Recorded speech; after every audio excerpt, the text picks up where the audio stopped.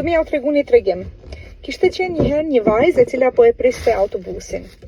Edhe aty në stacion kishte qenë edhe një grua. Pa pritmas, filloi të bie shi dhe vajza e hoqi gjaketën që e kishte dhe ja dha të moshuarës, ja hodhi mbi supet të moshuarës. E moshuara u habit sepse nuk kishte prit që një vajzë të cilën nuk e njihte t'ja jepte gjaketën.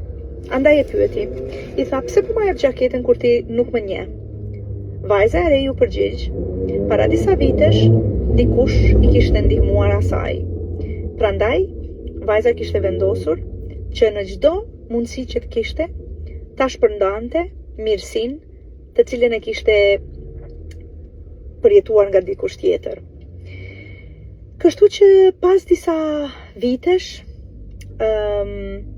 e moshuara ishte në treg dhe po blente disa perime.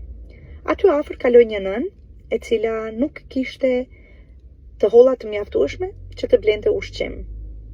Dhe e moshuara vendosi që ta paguaj recetën për të. Kështu miq të dashur, nganjëherë mirësia sado e vogël që është, sa ato fillojnë si valët. Fillojnë të vogla, mirë po shpërndahen dhe bëhen gjigante.